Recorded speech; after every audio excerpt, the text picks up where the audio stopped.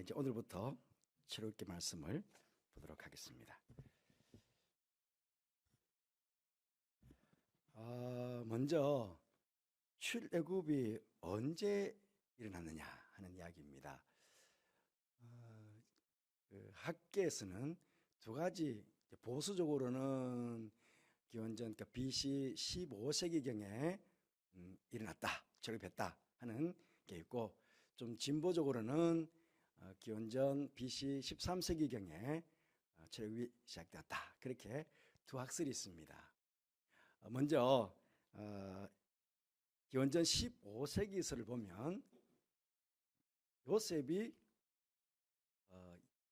12왕조 때 애굽원 1왕조부터 마지막 후기 왕조까지가 총 27왕조입니다. 27왕조에 그 중간중간이 고왕조, 중왕조, 신왕조, 후기왕조 사이에 또 중간기, 고왕조와 중간조 사이에 중간기, 중왕조와 신왕조 사이에 중간기 있는데요. 그 중간기에 12왕조가 있는데, 그 12왕조 힉속스왕, 이렇게 고왕조와 신왕조 사이에 중간기가 있다는 것은 굉장히 혼란하다는 것이, 혼란하는 시기. 우리나라 같으면 신라시대와 고려시대 사이가 좀 혼란기가 있잖아요. 삼국이 후삼국 시대가 있듯이, 또 고려시대와 조선시대에도 그 사이에 혼란기가 있으니까 왕조가 막 바뀌어지잖아요. 그것처럼 어쨌든 이집트 역사가 굉장히 기니까 1왕조부터 27왕조까지가 있는데, 그 중에 요셉이 애굽으로 내려갔던 왕조는 12왕조, 혼란기, 그러니까 고왕조와 중왕조 사이에 중왕조와 신왕조 사이에 혼란기, 중간기에 12왕조. 이때는 힉소스, 북쪽에 있는 힉소스 족속들이 내려와 가지고 이집트를, 셈 계통에 있는 가나안 지역에 있는 힉소스 백성들이 내려와 가지고 혼란한 틈을 타 가지고 이집트를 한번 정복했다. 그러다 보니까 그 시대에 이방인들, 힉소스 족들이 통치하다 보니까 요셉도 내려가, 이방인 요셉도 내려가 가지고 안정할 수 있었고, 그 가족도 안정할 수 있었고, 또 애굽 총리가 될 수 있었다. 그렇게 여러분에게 말씀을 드렸습니다. 창세기 하면서. 그런데 이제 왜 이게 15세기설이냐 하면, 보수주의자들은 보통 성경을 예를 든다면 열왕기상 6장 1절 말씀에 이스라엘 자손이 애굽 땅에서 나온 지 480년, 애굽 땅에서 나온 지가 480년이라는 겁니다. 그리고 솔로몬이 이스라엘 왕이 된 지 4년. 그러니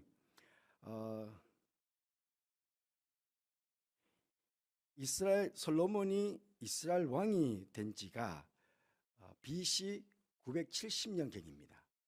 그래서 970 더하기 480년 이렇게 더하면 BC 1446년, 그러니까 약 15세기, BC 15세기 그때 출애굽했다. 이스라엘 백성들이 애굽 땅에서 나왔다. 그렇게 이제 보는 게 보통 우리가 지금 믿고 있고 그렇게 가르치고 있는 출애굽 시기입니다. 그런데 기원전 13세기설을 주장하는 사람들은, 그런데 지금 이스라엘의 역사학자들은 대부분 13세기를 주장한대요. 학자들 대부분의 좀 진보주의 학자들은 13세기설을 주장한대요. 왜냐하면 람셋을 건축도 했고, 또 람셋 2세 때가 최고의 바로 그때가 애굽에 있어서는 최고의 전성기였다고 합니다. 그런데 람세스 2세 다음의 왕인 메르넵타 왕 때에 그 비문에 이스라엘이라는 이름이 처음으로 거기 언급됐다고 합니다. 이스라엘 민족이라는 이름이 처음 거기 기록이 되었고, 뭔가 민족 자체가 안정이 되었다. 그래서 여러 가지를 해보실 때는 아마 13세기쯤에 람세 시대에 출애굽했을 것이다. 그러니까 그 갭이 200년 정도가 차이 납니다. 200년 정도 차이 나는 것은 아주 까마득한 옛날에, 지금부터 3000년 전의 이야기니까, 그러니까 200년은 뭐 그렇게 큰 차이가 아니다 생각되지고, 굳이 이게 중요한 게 아니다. 어쨌든 15세기설이든 13세기설이든 분명히 이스라엘 백성들은 애굽에서 출애굽했다 하는 것들을 우리가 알게 되겠습니다. 근데 비돔과 람세 조금 이따 다시 제가 한번 그 지역을 한번 설명해 드릴게요. 지역을 설명해 드리는데 지도를 통해서 왜 건축했을까? 비돔성과 람셋을 왜 건축하게 했을까? 자기들이 힉소스가 가나안 지역에 있는 사람들이 하 이집트로 공격해 올 때에 무방비였습니다. 무방비. 그야말로 그냥 공격해 와가지고 그냥 그대로 나라를 빼앗겼거든요. 다시금 이런 일을 반복하지 않겠다. 그래서 아마 비돔과 람셋의 국고성을 건축하고 국방을 튼튼히 했다. 학자들은 그렇게 보기도 합니다. 그거는 여담입니다. 뒤로 보면 오늘부터 이제 출애굽기 시작하는데요. 출애굽의 계략을 좀 먼저 좀 보십시다. 요셉을 알지 못하는 새 왕이 일어났다. 그만 말씀드린 대로 힉속스 왕조를 몰아내고 아모스 1세가 이제 힉소스 왕조를 다 몰아내고 정복한 거예요. 정복하고는 그때부터 이제 신왕조가 고왕조, 중왕조, 중간기, 그다음에 신왕조. 신왕조가 이제 18왕조부터 시작이 됐거든요. 그런데 그냥 이집트 땅에서만 몰아낸 게 아니고 이 백성들이 시나이 반도를 지나가지고 가나안 땅으로 막 물러갔지 않습니까? 아예 씨를 말리겠다. 요새 말하면 씨를 말리겠다. 그래가지고 아예 가나안까지 따라와가지고 아예 그 자체를 완전히 가나안 민족들 자체를 몰살시키려고 했다는 거예요. 그런데 이 아모스 1세뿐만 아니고 계속 이어서 가나안까지 정복도 하고 또 이스라엘 땅에 있는 남아있는 셈 계통의 사람들을 학대하고 몰아내려고 했다는 겁니다. 그게 이제 출애굽하고 연관이 되겠죠. 여기 보면 18왕조에 총 한 명, 죄송합니다.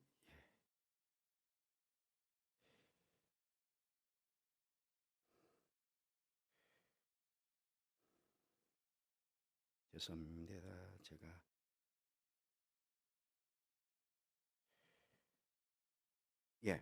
한 명, 두 명, 세 명, 네 명, 다섯, 여섯, 일곱, 여덟, 아홉, 열, 11명까지. 요게 18왕조에 있는 왕들입니다. 그 중에 금방 본 것대로 아모스 1세가 시작했죠. 힉소스 왕조를 몰아내고 그럼 이어서 계속 다른 왕들에게도 아들들에게도 계속 이제 전수할 거 아닙니까? 저 민족들을 다 몰아내라. 그래서 중요한 것은 아메노텝 다음에 투트모세. 우리도 모세 아닙니까?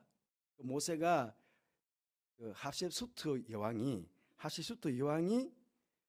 모세를 건진 거거든요. 모세를 건져서 그렇게 이름을 모세라고 지은 거예요. 그때 그 당시에 대부분의 왕들 이름은 모세였어요. 모세였는데 요 열왕들 중에 마지막에 투탕카멘, 여러분 이게 투탕카멘 가면입니다.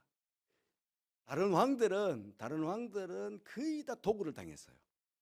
거의 다 도굴을 당해가지고 웬만한 유물이 없는데 투탕카멘 이 묘만 도굴 안 당하고 이 발굴이 된 거예요. 그 지금 이집트 박물관에 가면 투탕카멘 묘만 따로 딱 이렇게 해서 거기다가 황금 유물을 제시하는데 얼마나 많은 유물이 거기 있는지 모릅니다. 그러니까 큰 황금 가면부터 해서 그 유물이 다 전시되어 있거든요. 그러니까 마지막 투탕카멘까지는 대단한 문화를 이뤘다. 그렇게 이제 보게 되는데 요 중에 제가 뽑았습니다. 투트모스 1세, 그러니까 18왕조의 세 번째 왕. 투트모스 1세 때에 막 계속 이방 민족들이 번성하니까 이 유대인 민족들이 번성하니까 히브리인들은 누구죠? 셈 계통이 왔잖아요. 셈 계통이 왔으니까 윗대 아버지 때부터 할아버지 때부터 이 힉소스 왕족들은 셈 계통의 사람들은 다 몰아내야 된다. 그러니까 그게 계속 이제 유언처럼 이렇게 온 거죠. 그러니까 오늘 또 말씀 보았듯이 쟤들이 우리보다 더 강해지면 혹시나 전쟁이 일어날 때에 우리 대적과 합하여 우리와 싸우고, 그러니까 전쟁이 일어나면 우리 대적, 힉소스족과 같은 대적들이 오면 그와 우호적인 관계가 있으니까 딱 연합해가지고 우리를 공격할 수 있다. 그러니까 이제 아이들 태어나면 다 죽여라, 이렇게 된 거예요. 투트모스 1세의 아들이 투트모스 2세입니다. 그런데 투트모스 1세의 딸이 하십수트입니다. 모세를 건진 공주죠. 바로의 공주. 그런데 바로의 공주는 투트모스 1세가 아내와 난 첫째 딸입니다. 투트모스 2세는 첫째 왕비와 아들이 없으니까 첩을 두어가지고 아들을 낳았는데 그 아들이 투트모스 2세입니다. 그러니까 하실수트와 투트모스 2세는 뭡니까? 누나와 동생 사이죠. 누나와 남동생 사이인데 배가 다른 누나와 동생 사이인데 둘이서 결혼합니다. 정략결혼을 하고 정략결혼을 해서 둘 사이에서 딸이 났습니다. 아들이 없어. 그런데 아마 모세를 먼저 건진 것 같아요. 모세를 먼저 그러니까 나일강에서 건지고 그 다음에 또 다른 첩과 결혼해가지고 아기를 낳는데 그게 투트모스 3세입니다. 그러니까 보면 투트모스 3세는 하십수트와 어떤 관계가 됩니까? 계모, 배가 다른 그러니까 계모가 되고 또 하십수트 여왕의 딸과 결혼했으니까 죄송합니다. 이 하십수트 여왕이 딸을 낳자 그랬지 않습니까? 딸을 먼저 낳았는데 투트모스보다는 누나고 투트모스가 3세가 6살 때 또 정략 결혼을 시키는 겁니다. 정략 결혼을 시켰는데 투트모스 2세가 빨리 죽었어요. 병 때문에. 그러다 보니까 하십수트 왕이 투트모스 3세는 어리고 6살, 7살밖에 안 됐으니까 너무 어리고 그러니까 12살쯤 됐겠죠. 12년 7살 됩니다. 7살쯤 됐습니다. 6살, 7살. 그렇게 됐는데 그러니까 애가 통치를 못하니까 하십수트 여왕이 습정을 하는 겁니다. 한 30년가량. 거기 보면 역사에 보면 22년이라고 하기도 어떤 데 29년이라고 그러기도 합니다. 29년까지 엄마가 계모가 계속 습정한 겁니다. 그런데 투트모스 입장에서 보면 계모이기도 하고 아내와는 보면 장모이기도 하고 그렇죠? 좀 관계가 묘하죠? 예. 그렇게 좀 이상한 관계로 이제 이게 계속 이어지는 겁니다. 그러다 보면요, 그 애굽은 계속 이렇게 근친들이 결혼하다 보니까 왕들이 장애인들이 많아요. 근친해가지고. 그래서 그 비석들 또 자기들 이렇게 상을 보면요, 장애를 입은 동상이 많아요. 어쨌든 그런데 모세를 건졌는데 그러니까 투트모스 3세하고 모세는 어떤 관계입니까? 결국은 경쟁 관계죠. 모세는 엄마가 죽었고 강해서 얘는 투트모스 3세는 진짜 엄마는 아니지만 계모고 그 둘이서 계속 이제 경쟁 관계 있는 거죠. 그리고 29년쯤 되니까 29년쯤 습자다 보니까 전체적 나이를 따지면 모세가 몇 살에 나왔습니까? 40살에 40에 왔다가 사람을 죽이고 미디안 강야로 도망가잖아요.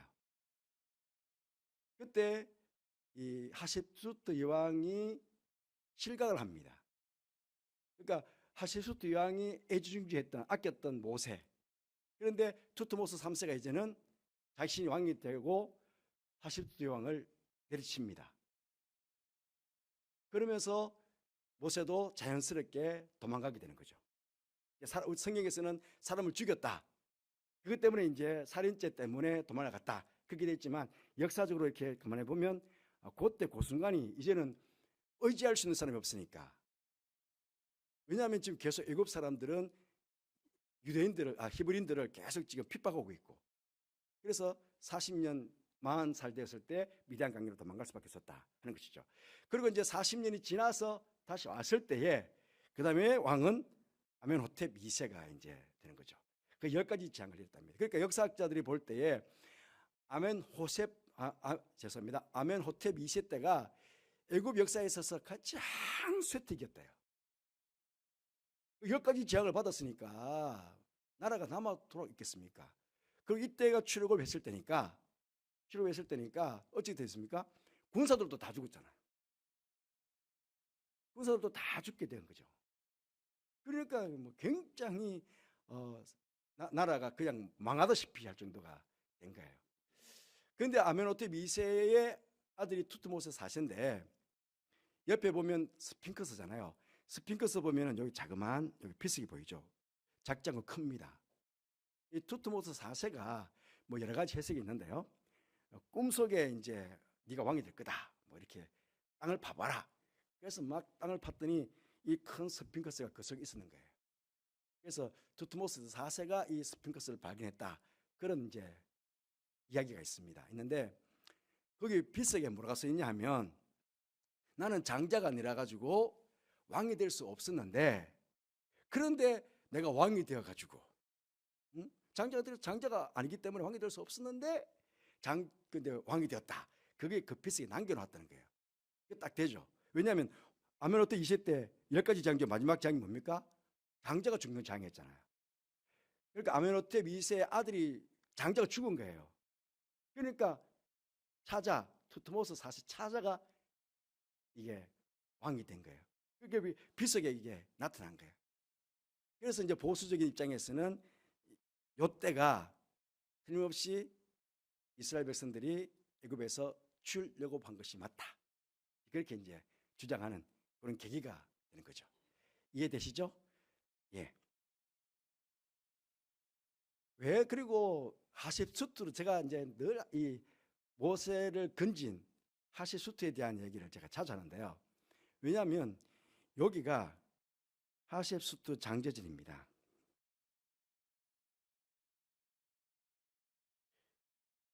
요 점 하나 보입니까? 여기 점 하나 옆에 바로 점 하나가 있습니다. 여러분들 점도 안 보이죠? 예, 그게 사람입니다.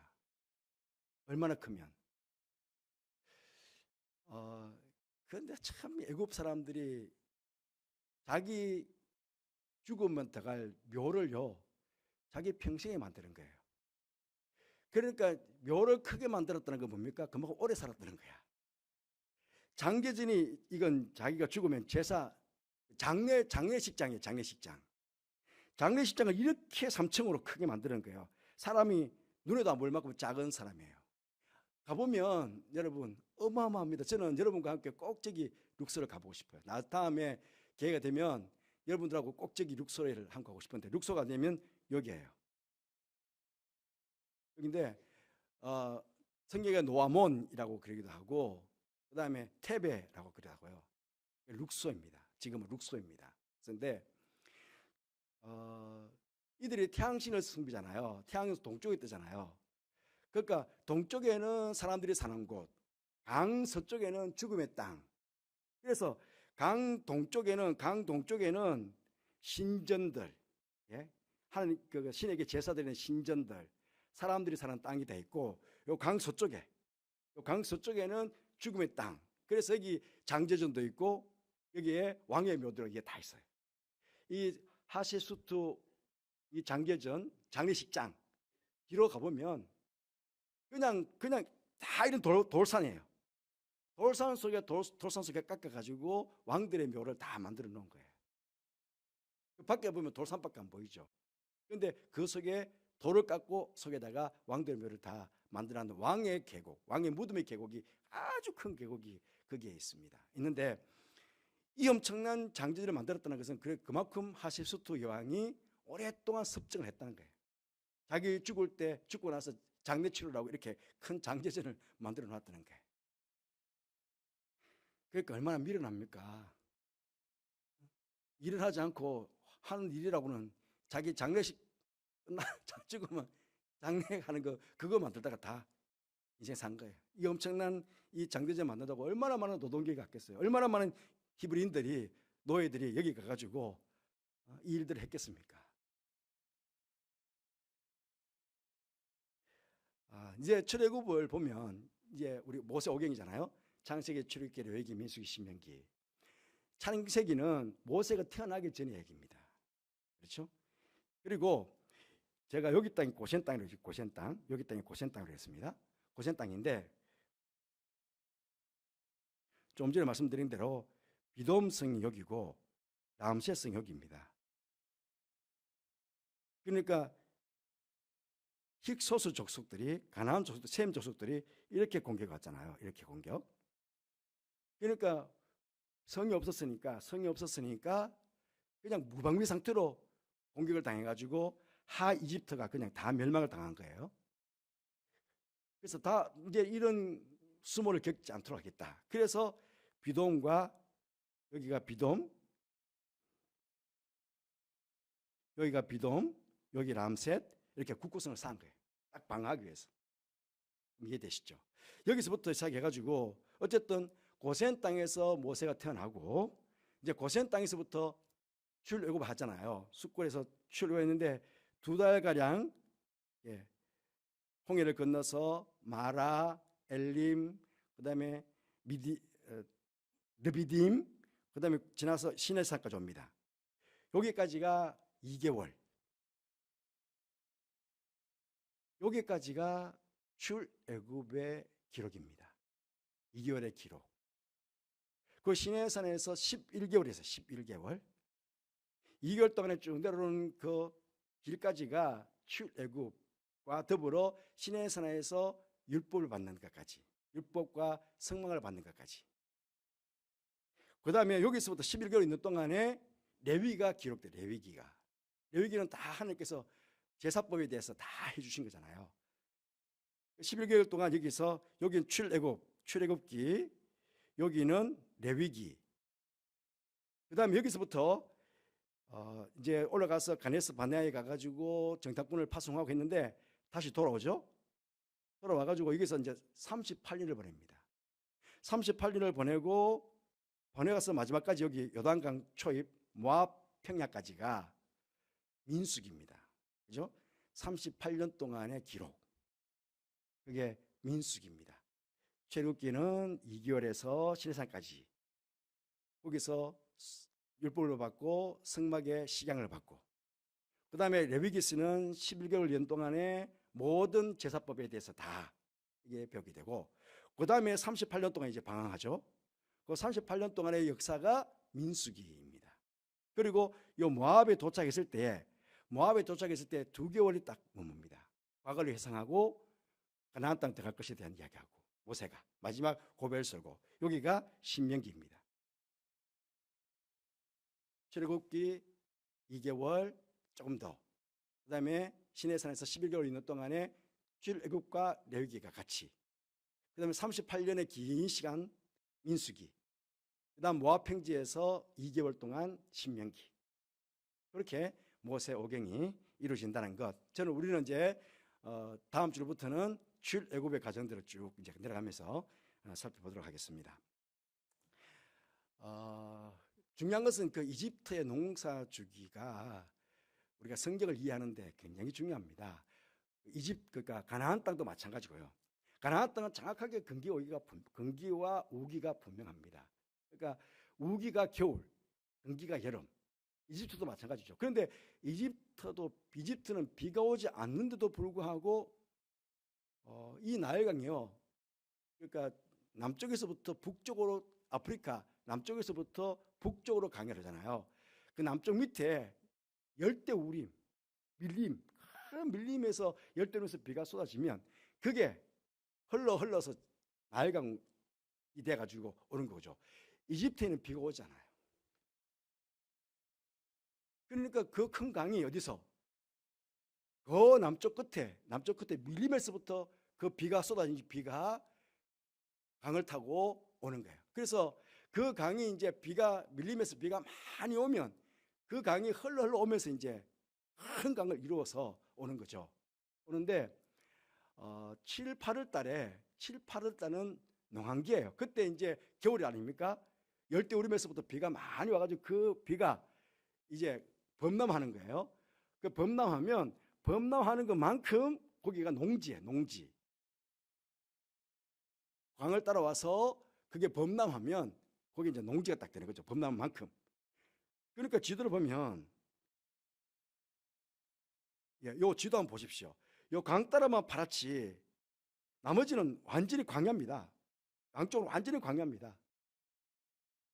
그러니까 비가 오지 않으니까 다른 땅은 다 파란 적막한 땅이에요. 그러다 보니까 적군들이 공격도 못 해와. 뭐가 있어야 공격해오죠. 이집트는 거의 전쟁이 없었습니다. 자기들끼리만 상이집트가 자기들끼리만 뭐 하집트 한번 했다가 왔다 갔다 뭐 자기들끼리만 싸웠지 외부적인 공격을 전혀 안 받았어요. 그러니까 유물이 그대로 다 남아 있는 거예요. 유물이. 그 나일강 쪽으로만 계속 이제 오다 보는데 이제 중요한 것은 7월 달부터 10월 달까지 위에서부터 비가 와가지고 비가 쭉 와서 이제 농한기가 되죠. 왜냐하면 물이 막 넘쳐나니까 그때 농사 못 짓잖아요. 나일강이 범람하고 막 그러니까. 그래서 그때는 뭘 하느냐? 공공 근로를 시키는 겁니다. 오늘 읽지 않았지만은 거기 14절 말씀 보시면 어려운 노동으로 그들의 생활을 괴롭게 하니 곧 흙 이기기와 벽돌 굽기와 농사의 여러 가지 일. 여기 이 이스라엘 백성들은 농한기가 없는 거예요. 농번기 때는 열심히 농사 일을 하게 하고 농한기 때는 벽돌 굽기, 흙 이기기 이런 것들을 고생시키는 거예요. 그래서 공공권리를 시켜가지고 조금 전에 봤죠? 하실수트 장대전처럼 무덤 만들고 장례전 만들고 그때는 모세 출애굽 당시에는 피라미드는 만들지 않았습니다. 피라미드는 고왕조 때 만들었습니다. 그래서 여기 나일강 여기 보이죠? 나일강 중에 여기 앞으로 좀 더 보여주면 되겠군요. 여기 끝짝 서짝 요쪽에가 우리가 알고 있는 피라미드. 바로 카이로 바로 옆에 거기가 피라미드가 다 있습니다. 그때는 고왕조 때만 피라미드를 만들고 나머지는 피라미드가 만들지 않았습니다. 그러니까 어쨌든 무덤 파고 성 쌓고 람셋 비돔 성 쌓고 그다음에 왕들 죽을 때 장례 모시자고 장례전 만들고 성 쌓고 그것만 다 하는 거예요. 그러니까 엄청 힘들었겠죠. 그런데 11월 달부터 2월 달까지는 이제 딱 물이 넘쳐가지고 딱 안정이 되면 이제는 이스라엘도 11월 달부터는 농번기입니다. 겨울이니까 지중해성 기후. 열심히 농사를 이때는 애굽에서도 아무 일도 시키지 않고 농사만 하게 된다. 그러니까 열심히 농사를 하게 한 거예요. 이제 3월 달부터 7월 달까지는 농번기죠. 같은 농번기죠. 추수기니까 추수해야 되니까. 그런데 이제 좀 재밌는 것은 전쟁을 언제 했을까? 출애굽을 언제 했을까라죠. 출애굽. 막 나일강이 범람할 때 출애굽 안 되죠. 출애굽할 수 없지 않겠습니까? 한참 일하고 있는데 쉽지 않을 거잖아요. 그러니까 3월달 추수하면서 왜? 추수하면서 이제 먹을 양식 딱 가지고 나가야지. 먹을 양식을. 추수해서 먹을 양식을 딱 가지고 가야 되니까 니산월 이스라엘로 6월절 첫 달입니다. 6월절 첫 달이 니산월 4월입니다. 6월절 달입니다. 6월절 지키고 출애굽했잖아요. 그러니까 이스라엘 백성들이 언제 출애굽했냐면 6월절을 지키고 니산월에 쉽게 말하면 니산월에 출애굽한 거예요. 추수를 해가지고 추수한 곡식들을 가지고 간 거예요. 그렇게 이야기가 좀 되죠.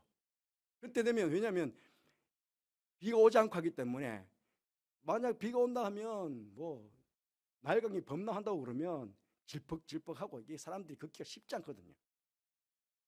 또 삼각지 쪽으로 밑으로 고센 땅 쪽으로 내려가면 물이 더 범람할 거니까 이게 쉽지 않겠단 말이죠. 그러니까 물도 마르고 추수도 다 끝나고 추수한 곡식을 가지고 갈 수 있다는 거예요. 그리고 또 재밌는 것은 뭐냐면 이때가 사무엘하 11장 1절 보면 그 해가 돌아와 왕들이 출전할 때 그렇게 전쟁은 주로 언제 했느냐? 그때 그 당시에 다 전쟁들은 요때 추수하니까 군량미를 확보하고 가야 돼요. 군량미를. 군량물을 확보하기 위해서 일단은 딱 준비가 됐어. 그리고 이제 쳐들어가면 거기도 뭐 있습니까? 주사하고 나서 곡식 있잖아요. 그 곡식을 빼앗을 수 있으니까. 그러니까 7월 달부터 농한기 때 7월부터 시작되는 추수가 끝나고 7월부터 시작된 10월 달까지가 결국은 왕들이 출전할 때 전쟁의 시기. 그 대부분의 전쟁들, 성경에서 나오는 전쟁들은 언제 이루어졌느냐? 7월부터 10월 사이에 이루어졌다. 그러면 쉽죠. 그러면 성경 읽다 보면 전쟁이 일어났다. 그러면 추수 때 그 미디안도 늘 공격해 오는 게 언제입니까? 추수할 때 온 거예요. 미디안도 늘 공격해 오는 게. 사사기에 보면 늘 곡식 싸움이에요. 곡식 싸움. 그래서 그걸 이제 성경 읽다 보면은 이때가 이때겠구나. 기후적으로 이런 기후겠구나. 시기적으로 있던 시기겠구나. 이제 그게 이제 조금 더 명확하게 들어오게 되겠죠. 그래서 이스라엘 백성들은 4월달 성경적으로 4월달 니산월에 출애굽한 거예요. 그래서 추수가 끝나고 곡식 가지고 갔다. 그렇게 보면 되겠습니다. 그 다음에 이집트의 신은 다 신입니다. 10가지 재앙도 다 신이었습니다. 이스라엘 백성들 신이었는데 그 많은 신 중에 제가 조금 전에 룩소라고 했죠. 룩소. 상 이집트가 하 이집트 쪽에 있는 힉소스를 몰아내고 전체 이집트를 통일했잖아요. 전체 이집트를 통일했을 때에 그들은 룩소가 수도였어요. 그런데 그들이 믿는 신이 뭐였냐면 아몬신, 라신이었는데 어떤 때는 아몬신과 라신을 달리 말해요. 아몬신은 바람의 신이라고 그러고 라신이 태양신이라고 그러는데 어쨌든 대부분의 학자들은 이 아몬신과 라신을 뭉쳐가지고 태양신이라고 그래요. 태양신. 태양신은 여러분을 봤을 때 오른쪽 여기에 태양신입니다. 그리고 여기에 독수리예요. 독수리 문양을 하고 위에 태양을 띄고 있는 이게 라신입니다. 앞에 요거는 아몬신이에요. 아몬신은 항상 이 두 개가 이 뿔 같은 게 두 개가 딱 나 있는 게 여기에 아몬신인데 어떤 쪽에는 보면 염소, 뿔 나 있는 염소를 아몬신이라고 그렇게 표현하기도 한답니다. 어쨌든 요 두가 뭉쳐져 가지고 그때 그 당시 최고의 신으로 태양신으로 바로가 이 라신의 아들이다. 태양신 아들이다. 그렇게 믿었던 것이죠. 그리고 이 라신, 요 아몬과 라신의 딸이 하토르 신인데요. 암소 신이에요. 풍요의 신. 요게 하토르 신이에요. 요거는 뭐냐면 위에 뿔이 있고 양쪽에 뿔이 있고 여기는 암소 뿔이에요. 뿔이 있고 그 중간에 이렇게 약간 분홍빛이 아니죠. 주홍빛이 보이죠? 이게 뭐냐면 라신의 눈이에요. 눈. 그러니까 이게 하토르가 라신의 딸이면서도 라의 눈을 가지고 밝히 보여주고 어쨌든 앞서 인도에 가는 그런 의미가 있대요. 그런데 암소는 풍요의 신이에요. 풍요의 신. 그래서 가장 많이 숭배했던 신이 하토르 신이라고 합니다. 이집트에서. 왜냐하면 라신은 태양신이고 이거는 바로가 숭배하는 신이고 일반 백성들은 태양보다는 풍요고 풍요. 자식들이 많이 생산하고 곡식들도 많아지고 이게 일반 백성들이 원하는 거거든요. 그러니까 하토르 신이 바로 그 신이라는 거죠. 풍요의 신. 그래서 나일강이 범람하면 안 되잖아요. 나일강이 범람하는 바로 옆에 언덕이 있잖아요. 강이 있고 범람한 농지가 있고 언덕이 있고 그게 조금 언덕에다가 신전을 만들어 놓는 거예요. 룩소 신전, 카르낙 신전 다 신전을 만들어서 이 신들을 공개하는데 그 신 중에 하토르 신이 제일 많았대요. 그러니까 지금 이스라엘 백성들이 뭘 봤습니까? 하토르 신 계속 눈만 뜨면 하토르 신에게 제사하는 것만 보고 왔잖아요. 암소 신에게. 그리고 아피스 신도 마찬가지예요. 아피스 신 이게 남자 수소 신이에요. 이거 아피스 신인데 이거는 뭐냐면 소 중에서도 황소 중에서도 금은 황소가 있어요. 금은 황소. 그걸 아피스라고 그런대. 그 해에 제일 보기에 좋은 아피스. 자기들이 보기에 그때가 딱 소를 봤을 때 많은 소 중에 최고로 멋있는 소, 그 소를 신으로 섬겼다는 거예요. 그 바로만큼 대접했대. 바로만큼 그 소를, 살아있는 소를 바로만큼 대접하고 거기다가 최고의 곡식을 갖다 바쳐서 먹게 하고 그랬답니다. 이 아피스는 살아있는 신이에요.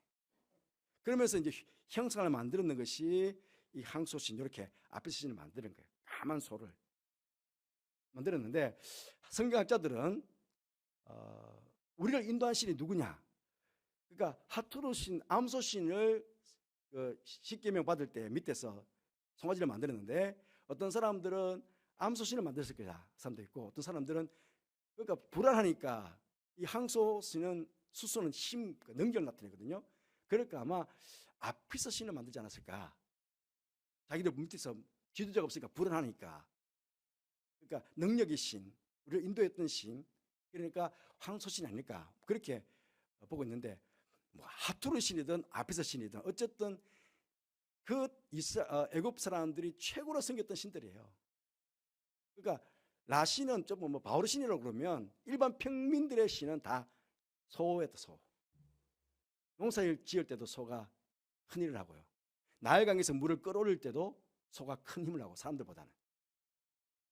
그래서 이집트는 소신을 섬겼다. 태양신이 최고였지만 소신을 섬겼다. 그렇게 보겠다고요. 요게 중요합니다. 요게.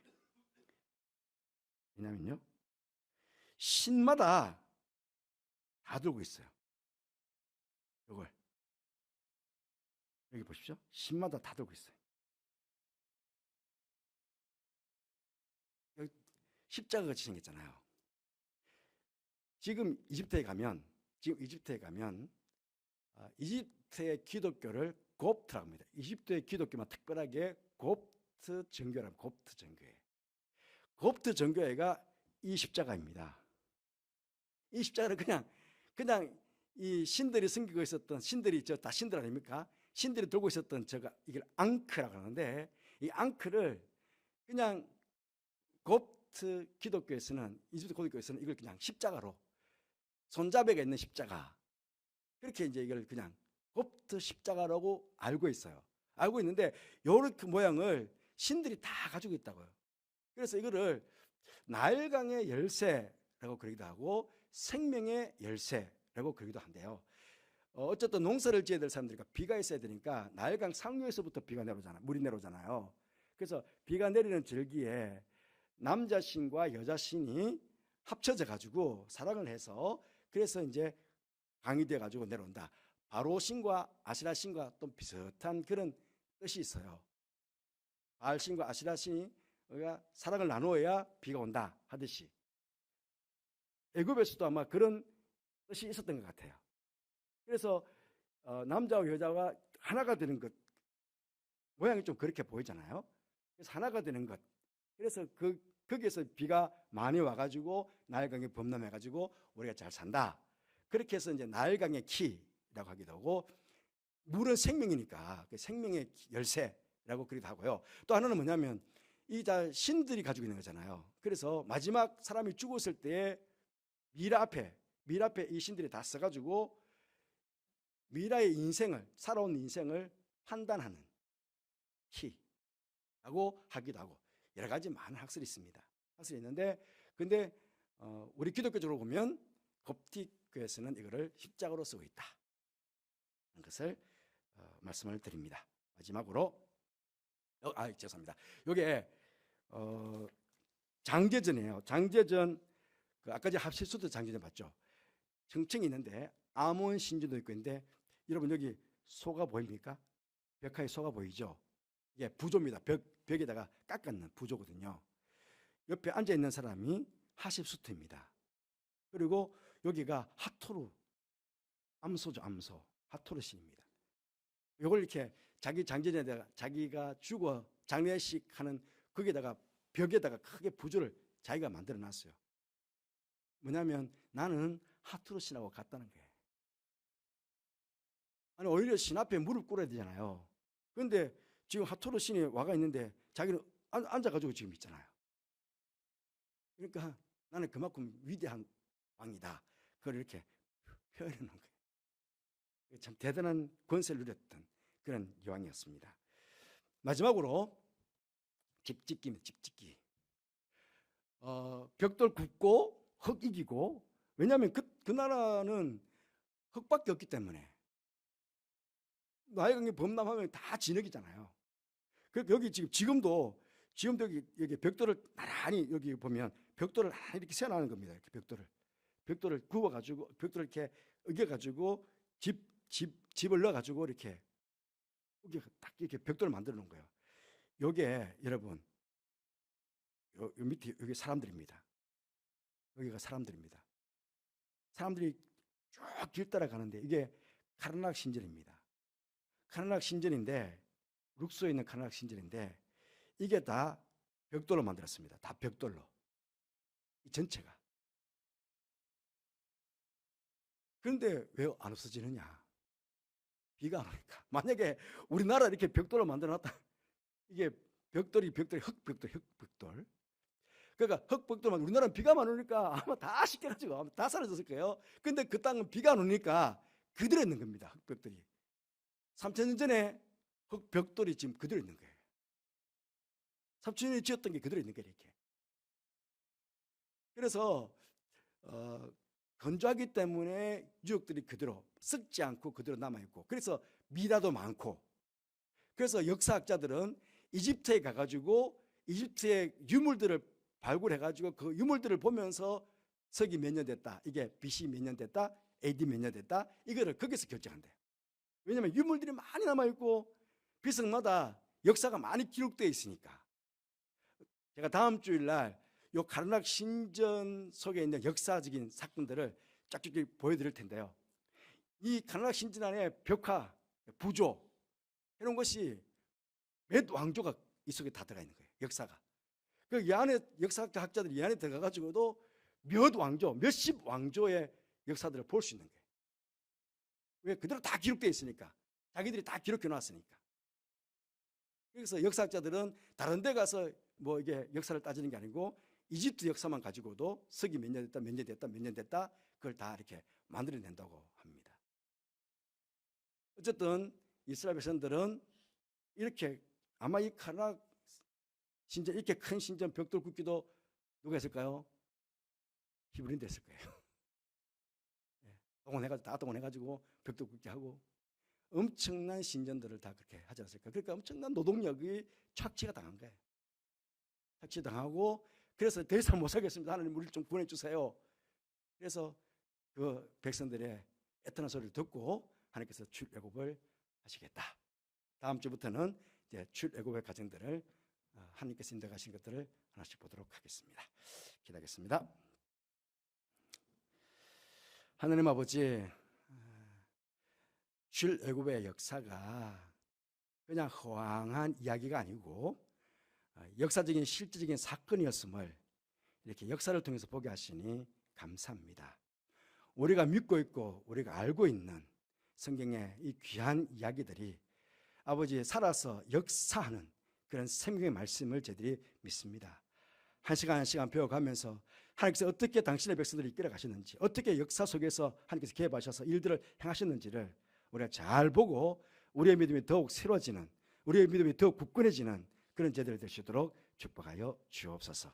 오늘 또 출애굽을 시작하면서 그 괴간을 보게 하셔서 감사합니다. 많은 것을 잊어도 되지만 그래도 불구하고 역사 속에 그 왕들 속에 주님께서 어떻게 역사하시는지를 우리가 알고 그런 가운데 우리가 성경을 읽어나가고 성경 우리 가운데 믿음의 양식이 되는 그런 있도록 주님 역사하여 주옵소서. 함께 하시기에 감사를 드리며 예수님 이름으로 기도드리옵나이다. 아멘.